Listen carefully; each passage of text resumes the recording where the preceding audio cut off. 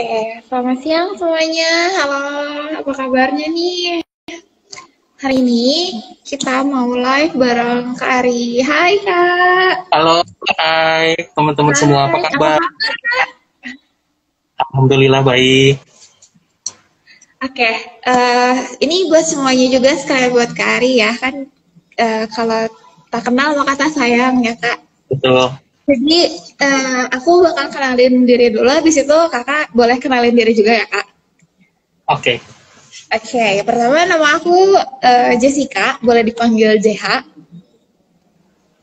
Aku dari LIKMI, aku bagian marketing. Nah, boleh Kak perkenalkan diri dulu? Oke, perkenalkan nama saya Ari. Boleh dipanggil Ari. Saya di sini sebagai HRGA dan Legal Manager untuk IF English First. Jadi nanti kalau teman-teman main ke IF, dimanapun itu IF-nya, pasti akan ketemu saya. Atau nanti yang mau apply kerja ke IF, pasti endingnya akan ketemu saya lagi. Mudah-mudahan kita bisa silaturahmi panjang ya, dengan Liknya Ya, atau adik-adik sekalian. iya, mantap, mantap. Oke, hari ini kita mau bahas Human Based Thinking Style Model. Betul, Kak Ari? Ya, betul, betul. Nah, itu tuh Oke. topik yang sekarang menurut saya tuh lagi bukan hanya di dunia kerja, tapi di dunia apa ya, akademik, di kampus itu sangat berpengaruh. Apalagi misalnya adik-adik yang mau mengerjakan skripsi atau mengerjakan tesis, itu terkadang sulit nih. Ada yang berpikir kayak gini contohnya. Ini saya pakai contoh yang di akademik dulu ya, J. Iya, iya. Misalnya, aduh, saya pengen ngerjain skripsi A, misalnya, atau tesis A. Tapi kalau saya lihat dosen pembimbing saya itu kebanyakan senangnya teori satu definisi itu, misalnya contohnya kinerja. Kinerja itu ada yang senang pakai teori asingnya 3, Indonesianya 3. Itu dosen satu. Dosen yang keduanya, pembimbing duanya beda lagi. Ah, teori sih nggak masalah, mau satu, mau dua. Tapi saya pengen banyaknya data. Nah, anaknya beda semua konsepnya, akhirnya bingung. Nah, di sini kita sebagai makhluk ciptaan Tuhan itu bukan mana sih definisi atau versi terbaik, tapi versi terbaik kita itu harus agile. Artinya saya sama Jessica bisa ngeblend karena kita sama-sama apa ya, saling memperkuat kurang dan lebihnya masing-masing, kayak chemistry lah gitu. Namanya human based thinking. Jadi gimana cara kita nerima respon dan nyampaikan respon itu biar nggak baper, biar nantinya jadi solid. Nah, disitulah ada strateginya itu untuk jadi salah satu, kalau kata Kang Ridwan Kamil itu jalmi masagi, orang yang sempurna. Kalau kita nggak sempurna ya, menuju ke sana itu adalah kita harus punya mindset yang bagus, pola pikir yang bagus, namanya human based thinking style model. Itu. Oke, oke. Wah, kedengarannya menarik banget nih ya, Kak. Tapi sebelum kita lebih dalam lagi tentang thinking style ini, aku mau ngingetin nih buat teman-teman semua, kalau kita ada giveaway. Saldo, OVO, GoPay, atau ShopeePay gitu. Jadi, yuk ikutan teman-teman. Nonton sampai akhir karena ini ramai banget topiknya. Oke, sekarang kita mulai aja kali ya. Oke, apa sih thinking style itu? Nah, thinking style itu kalau kita bahasa Indonesia itu namanya gaya berpikir, atau lebih mudahnya itu keterampilan berpikir. Sekarang Jessica mau makan pasti mikir dulu nih sekarang, saya mau makan apa ya? Yang murah apa ya? Murah dalam arti yang diskon lagi apa nih? Kan nggak langsung lapar ambil yang di depan, nggak kan? Nah, itu namanya gimana kita punya persepsi, kita olah, kita eksekusi. Simpelnya sih namanya keterampilan berpikir. Itu ada banyak konsep. Ada yang pakai konsepnya Gregory dan peneliti-peneliti lain. Tapi di tesis saya sendiri kemarin saya menggunakan gaya berpikir yang udah saya modifikasi. Intinya gaya berpikir itu simpelnya tuh gini. Ada orang yang runtut, ada orang yang abstrak. Runtut itu gini. Jessica kalau misalnya ngerjain itu bab 1, bab 2, bab 3, bab 4, bab 5 selesai. Datang ke kampus, simpen tas, dia udah tahu protokolernya. Tapi ada juga yang datang, bab 3 dulu, bab 2 pokoknya beres. Intinya, gimana saya deh, yang penting beres. Salah? Enggak ada yang salah. Yang jadi masalah itu ketika Anda ketemu sama orang yang berpikiran lurus, Andanya abstrak, itu problem. Yang abstrak, berpikiran yang lurus, itu jadi problem. Karena nggak akan match. Contoh kehidupan romance nih, yang biar lebih gampang nih. Kalian nemu, misalnya, Jessica, cowok yang bener-bener teratur. Cowok yang teratur. Dari mulai, kalau misalnya dinner itu harus dari makanan pembuka, segala macam. Sedangkan Jessica, cuek aja deh. Yang penting gue mau makan enaknya, apa sih? Syarat protokoler, dulu garpunya, disimpan dulu pisaunya. Aduh, di rumah juga gini-gini amat. Nah, itu kan udah beda banget. Beda banget. Nah, ini ada trik-triknya nanti gimana caranya kita nyatuin persepsi konkret, kalau bahasa akademiknya, sama persepsi abstrak. Nah, itu ada teknik-tekniknya sendiri gitu. Oke. Gitu. Terus, boleh ada tipe-tipenya nggak sih? Ada. Kalau tipe sih secara umumnya ada 4 nih. Yang pertama namanya, kalau saya sebutnya sih sequential konkret. Artinya dia ngikutin runtutan tapi konkret. Misalnya, kalau dalam pengerjaan tugas ya, pengerjaan tugas itu bab 1 dulu, atau pendahuluan, lalu kemudian bab 2 pembahasan, lalu bab 3 penutup. Itu yang konkret. Tapi isinya juga dia berdasarkan teori-teori, penelitian empiris terdahulu dan lain sebagainya. Yang kedua, dia ada runtutan tapi abstrak. Dia runtut, tapi dia nggak mau berdasarkan teori. Gampang, saya ngambil aja dari artikel-artikel yang belum tentu benar. Atau lebih parahnya lagi, dia nggak lebih parah sih, lebih kerennya lagi itu dari pemahaman sendiri. Tapi dia ngikutin jalan ceritanya. Itu namanya sequential yang abstrak. Nah, yang ketiga, itu tipenya acak tapi konkret. Artinya, dia ngikutin teori, bab 1, bab 2, 3, tapi dia nggak ngerjain itu dulu. Bab 3 dulu, kata pengantar, bikin cover, bab 2 baru penutup. Acak, tapi dia pakai teori. Nah, ini yang lebih seru anak zaman sekarang. Udah ngaca, copy paste. Nah, itu namanya acak abstrak. Itu yang kayak gitu. Saya nggak tahu gimana copy paste jadi judulnya ini udah selesai.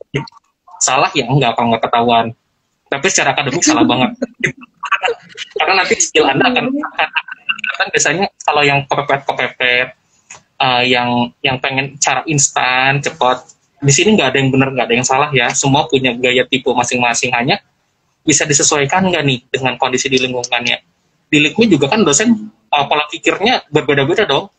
Ada yang dia misalnya, oke, sekarang teratur banget ya. Ada juga yang benar-benar banyak gagasan yang nggak tapi berdasarkan pengalaman dia, ada yang seperti itu based on-nya dan lain sebagainya sih, seperti itu. Jadi ada 4 tipe. Ada saya ulang lagi. Jadi tipe yang pertama itu namanya sequential konkret atau disingkatnya SK. Yang kedua sequential abstrak, disingkatnya SA. Yang ketiganya acak konkret, disingkatnya AK, dan terakhir acak abstrak, disingkatnya AA. Gitu. Nanti kalau kalian mau lebih jelas ya, itu ada bukunya, namanya bukunya Human Based Thinking Style, karya Gregor. Tapi aslinya bahasa Rusia ya. Aslinya bahasa Rusia. Jadi kalian terjemahin aja. Ada banyak terjemahannya kok. Terjemahannya banyak, kayak dari Potter sama Hernaki juga ada, itu udah diterjemahin. Tapi yang pertama kali nyetusin itu salah satunya adalah Gregor. Dimana kan orang itu hidup dari perilaku. Nanti dari perilaku kan dia produktif, mau dia kinerjanya bagus dan lain sebagainya, itu salah satu modalnya itu bukan cuma motivasi, kata Maslow.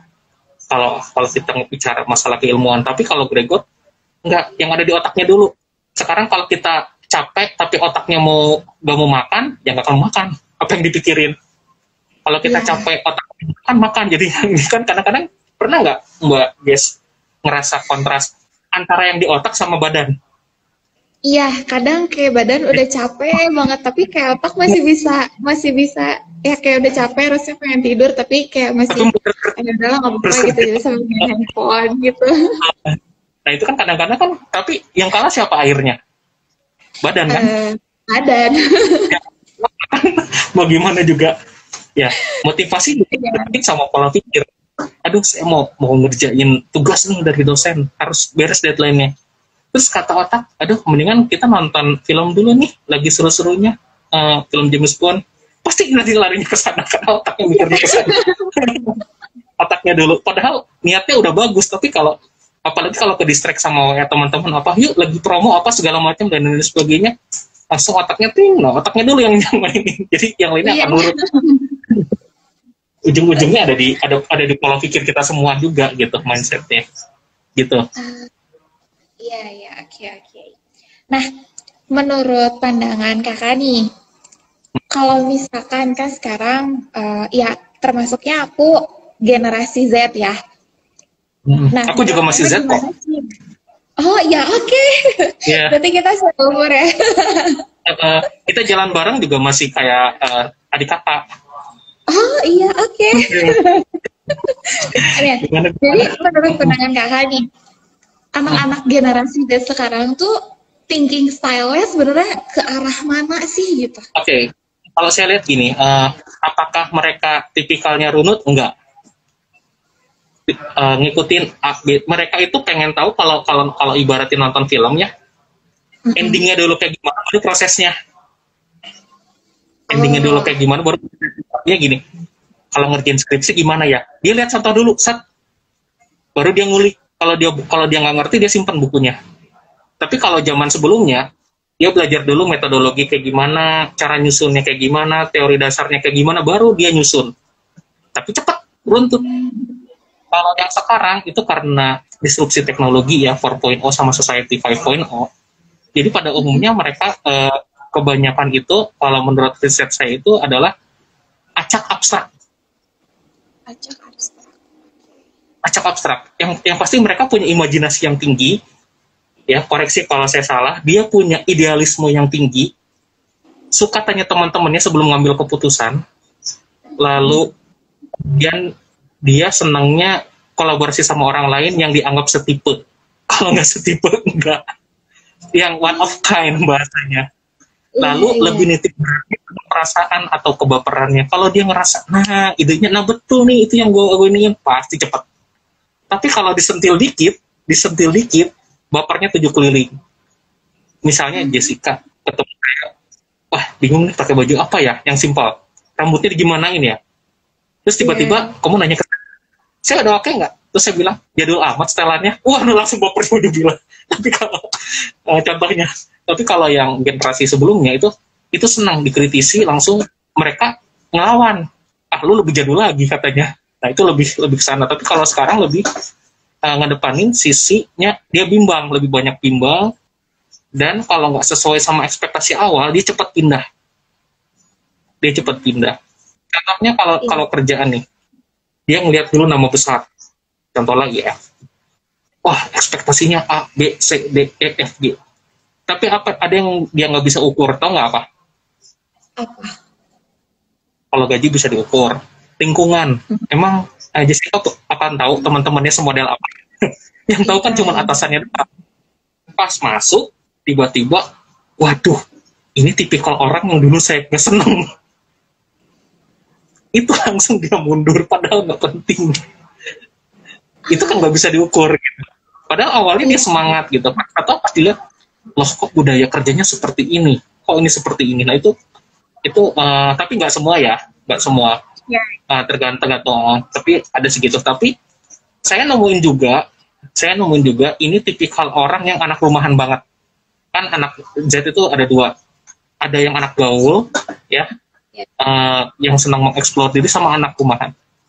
Kalau anak rumahan itu pasti kata papi mami, akhirnya dia ada tipe sekuensial konkret, harus ini dulu, udah tertata rapi. Kalau ada yang beda, harus ngikutin dulu, A dulu, B dulu, C dulu, D dulu, terus aja gitu, karena itu dari awalnya udah dididiknya seperti itu. Ya, tapi jarang ya.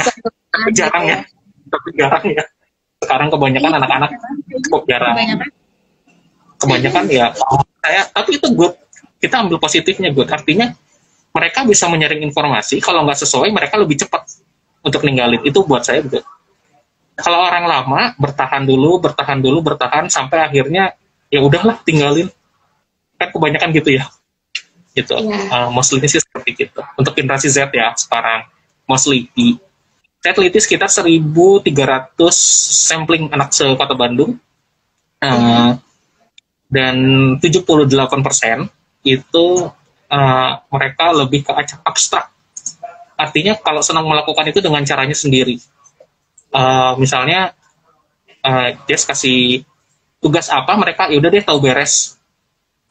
Mau misalnya pakai apa segala macam. Terus dia selalu tanya dengan orang yang satu frekuensi, ini gimana. Padahal nanyanya ke Jessica aja. Ada yang ngasih tugas kok. Beres kan harusnya. Ada yang ngasih tugas, kalau ada apa-apa tinggalkan sama Anda, tapi banyak dia nanya dulu ke samping kiri kanan dulu, baru endingnya. Kenapa coba?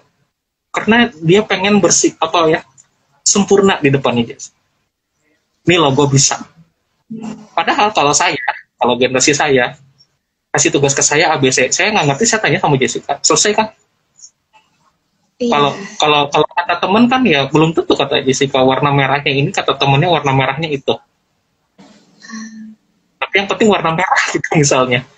Nah itu tipikalnya sih seperti itu, dan kebanyakan abstrak ini dia banyak prinsipnya tuh banyak. Kenapa coba banyak prinsipnya? Kata Google, dia udah punya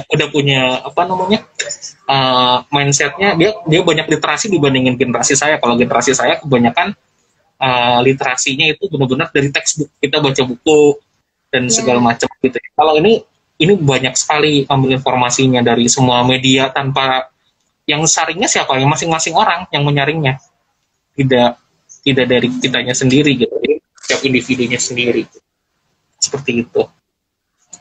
Oke. Nah, kalau menurut kakak nih, buat kehidupan mahasiswa khususnya dalam karir, itu segimana besar sih gitu peran si thinking style ini? Oke. Kalau misalnya seberapa besar, tentunya harus ada penelitian dulu ya. Cuman kalau kita bicara masalah simpelnya itu sangat besar. Karena gini, kadang-kadang ada orang yang sekarang kita interview nih, ini simpel ya. Pas tiba-tiba ketemu HRD-nya yang super galak, jutek. Ada dua opsi, ada yang drop duluan, ada yang karena butuh kerjaan ya udah dijalanin aja interviewnya, ada yang tapi kebanyakan drop duluan. Ada dua tipe itu. Yang datangnya kan mereka udah textbook dong. Oh, kata Google, katanya ditanya kelebihnya apa, kurangnya apa, katanya udah dapat sana. Sampai interview ya ditanya, kamu IPK 3,5 bisa ngapain aja? Dia bingung, nggak ada di Google pertanyaan itu. Kamu dengan 3,5 dan 3,0 bisa apa bedanya? Ibaratin kalau saya beli brand A sama brand B, bedanya apa? Nah, saya tanya, Anda dapat 3,5, bisanya apa? Pertanyaan simpel kan? Karena dia waktu awal kan, nama saya Jessica, IPK saya 3,5. Wah, bangga dong. Ya, saya tinggal tanya, kamu 3,5 bisa ngapain di sini? Di situ. Ya kan, kontribusinya bisa apa dengan segitu? Dia di situ bingung. Nah, saya balik lagi. Kamu belajar nggak? Saya breakdown satu-satu mata kuliahnya. Mata kuliah ini kamu dapat apa? Mata kuliah ini kamu dapat apa? Iya, dia nggak bisa jawab. Jawabnya apa? Lupa lagi. Itu contoh. Kenapa? Karena mereka lebih, atau generasi itu lebih cari result dibandingkan proses. Udah gue dapat A, selesai. Besoknya ditanya, apa itu manajemen? Apa ya? Lupa. Padahal baru semester kemarin, believe me, baru belajar. Tapi kalau proses, dia seolah-olah tuh ngalamin manajemen itu apa, gitu ya. Oh, ada 2 orang atau lebih yang bekerja sama untuk mencapai suatu tujuan, gitu ya, di dalam suatu wadah. Kerjanya secara efektif, efisien. Jadi kalau nonton film itu, kayak Anda nonton film, saya promo judulnya Slumdog Millionaire. Itu anak kenapa bisa dapat uang 1 miliar rupiah? Karena dia ngalamin. Beda sama orang yang baca. Dia ngalamin sampai, itu main kuis namanya Once to be Millionaire, dia dapat 1 miliar rupiah. Itu karena dia pernah ngalamin semua gitu, ngalamin prosesnya. Dan orang-orang bingung, kok kamu bisa gitu, orang yang, dan ini tidak berpengaruh sama latar belakang pendidikan ya. Artinya, bukan berarti semakin tinggi latar belakang pendidikan, semakin tinggi stylenya bagus, no. Semakin tinggi latar belakang pendidikan, semakin dia banyak mikir, percaya sama saya. Anda mau beli HP, pasti banyak mikir.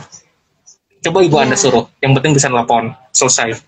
Nggak banyak brandnya apa, resolusinya gimana, di IG bagus nggak akan mikir. Yang penting saya bisa komunikasi sama Jessica, selesai udah. Asal ada WA aja lah sama telepon udah beres. Enggak. Gitu. Itu lebih simpel. Jadi semakin tinggi tingkat pendidikan, semakin banyak dia thinking style-nya banyak banget. Gitu. Semakin banyak dia mencari tahu. Kenapa? Tahu nggak kenapa? Karena mereka itu tidak mau mengambil dan menerima resiko yang buruk. Oh, jadi menghindari. Ya, saya kasih yang terbaik, makanya ngasih yang terbaik. Intinya, resiko ngapain sih? Toh nggak sampai amit-amit akal negatif juga. Nggak sampai mati juga. Kalau salah, ya jadi pembelajaran hidup. That's it. Gitu. Cuma rata-rata yang generasi sekarang itu gimana caranya saya perfect. Wah, udah belajar, tapi nggak jadi diri sendiri. Nggak jadi JH sendiri. Dia jadi sesuatu yang si Google mau. Gitu, yang ada di mesin itu mau gitu. Semakin jadi diri sendiri, semakin dia mau belajar, kalau salah pasti dibenerin. Gitu. Pasti dibenerin. Selama kitanya juga mau nerima. Cuman kadang-kadang pada umumnya generasi Z itu banyak mengambil keputusan pakainya perasaan, nggak pakai pikiran. Jarang. Kalau ini gimana ya? Kan, aduh saya nggak enak ini. Kalau pakai pikiran ya udah ambil A. Saya mau ngambil jurusan manajemen informatika misalnya. Ya sudah. Gitu. Aduh kalau saya ngambil manajemen informatika, bapak saya mau jadinya saya dokter. Saya mau jadinya apa-apa dan segala macam. Nah, tapi dia lebih memikirkan perasaan, tapi dia juga belum tentu kompeten di bidangnya.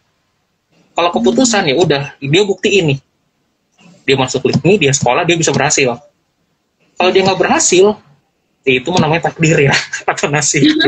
Tapi dia belajar gitu. Daripada dia maksain masuk yang lain tapi dia nggak sesuai gitu. Nah itu yang yang seberapa penting, sangat penting, yang harus diasah. Coba belajar untuk bisa percaya sama diri sendiri, percaya sama literasi yang kalian dapat sendiri, bukan kata orang lain. Contohnya nih, saya kasih yang simple. Ini biar pada netizen tahu ya. Dia udah punya pasangan belum? Saya tanya. Aku udah. Ya. Nah, sekarang gini. Kamu waktu milih pasangan itu menurut kamu sendiri atau banyak tanya orang dulu? Si ini gimana ya? Nah. Aku jalanin dulu, terus nanti tanya-tanya gitu. Nah, kan betul kan? Kalau udah dijalanin kenapa tanya-tanya?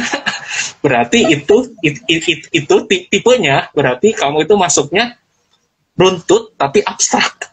Ya, runtut tapi abstrak. Kalau runtut tapi konkret, kamu percaya sama kamu sendiri, literasi kamu. Aduh, takutnya saya salah milih nih. Takutnya gimana? Ya ada khawatir lah ya.